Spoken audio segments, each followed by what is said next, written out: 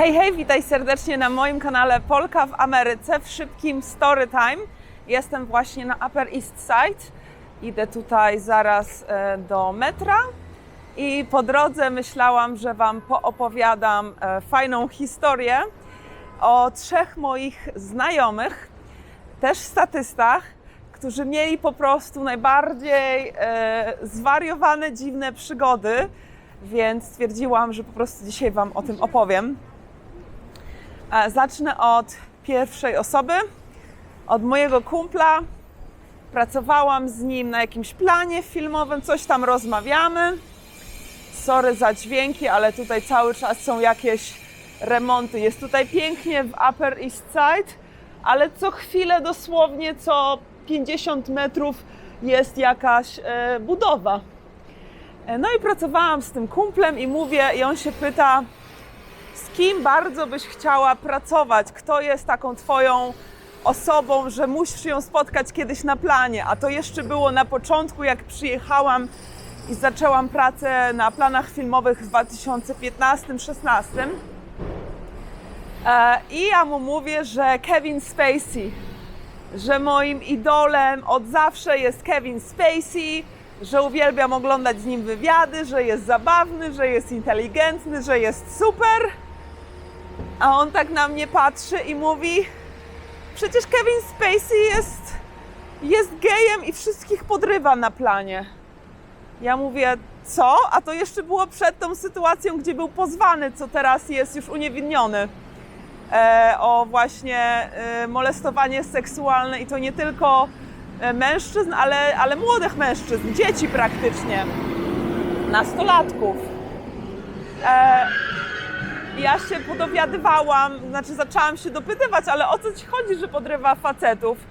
No i on mówi, że pracował na planie House of Cards i że Kevin Spacey najbardziej lubi podrywać facetów hetero, bo jego to rozśmiesza, że cały czas robił jakieś seksualne innuendo, jakieś dowcipy, żarciki, cały czas po prostu wszystko wokół tego seksu się z nim.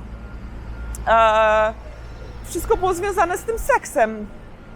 I mnie to tak zszokowało, a to jeszcze właśnie było przed tą akcją, więc ja już od wielu lat jakby wiedziałam, ale nie z pierwszej ręki, ale nie bezpośrednio. Ja tego na własne oczy nie widziałam, ale od tego kumpla wiedziałam, że takie sytuacje niestety miały miejsce, że nawet tam ludzi właśnie z załogi filmowej, kamerzystów czy oświetleniowców, że wszystkich po prostu podrywał, a najbardziej to tych facetów hetero. Także to pierwsza zwariowana historia. Druga zwariowana historia, moja kumpela odrzuciła propozycję pracy przy teledysku, w którym powiedziano jej, że będą dwie wersje teledysku nakręcone. Jedna taka zwykła na jakieś MTV, prawda, na internet, do pokazywania w ciągu dnia, a druga taka R-rated, czyli taka wersja, w której ona miałaby pokazać piersi. No i ona przez to się nie zgodziła, bo powiedziała, że nie chce brać takiej pracy, w której musi pokazywać piersi, a była modelką.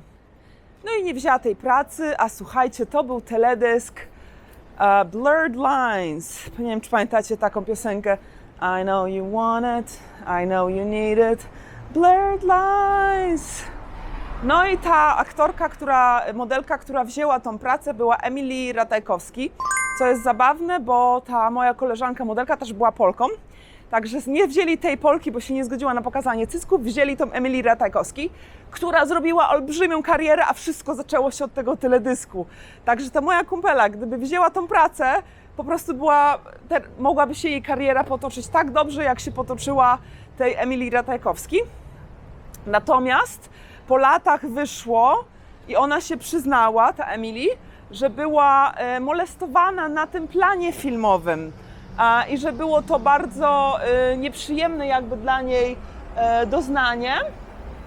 Także to jest ciekawe, że osiągnęła po prostu tak dużo dzięki temu teledyskowi, dzięki tej pracy, a jednocześnie niestety, ale wywołało to jakby falę traumy u niej po prostu, bo ta praca no była ciężka i po prostu nieprzyjemna dla niej i była molestowana na planie filmowym.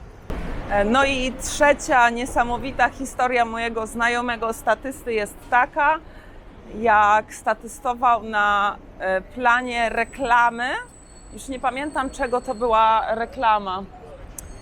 Kurczę, nie pamiętam, czego to była reklama. Ale statystował na planie reklamy i był zwykłym statystą, prawda? Czyli tam się zarabia jakieś 350-400 dolców dniówki za taką reklamę. I to było w Kalifornii. I się okazało, że na planie tej reklamy był Jon Hamm z Mad Men. I on jakoś się ustawił, ten statysta, w tej reklamie, że w momencie, kiedy puścili reklamę w telewizji, to się okazuje, że jest zaraz za Jonem Hammem i jest rozpoznawalny. Ale fajnie tam sobie siedzą pracownicy i chillują na śniadaniu. No i w momencie, jak się okazało, że jest rozpoznawalny, to nasze związki zawodowe aktorskie jest tak, że pokażę na siebie, żeby nie było, że ich tutaj śledzę. Akurat ciężarówka przejeżdża, sorry za hałasy. W ogóle cały czas, tak jak mówię, tutaj są jakieś budowy.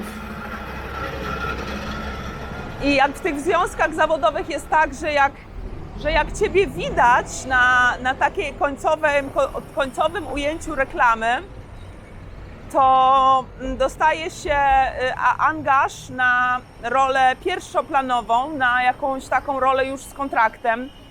I już nie jest się statystą, już się może dostawać wtedy tantiemy za wyświetlanie takiej reklamy, już ta stawka jest znacznie wyższa. No i ten chłopaczek opowiadał, że po tej krótkiej scenie na tym planie, jak zobaczył siebie w reklamie, dostaje czek, uwaga, uwaga, na $40,000 za to, że jest widoczny, za to, że ta reklama będzie używana przez określoną liczbę miesięcy.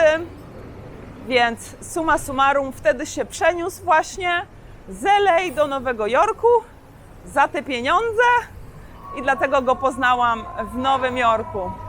Teraz z kolei coś jedzie, jakaś karetka czy coś. Cały czas po prostu tutaj chaosy w Nowym Jorku. No to tyle. To są te trzy zwariowane historie moich znajomych aktorów, statystów.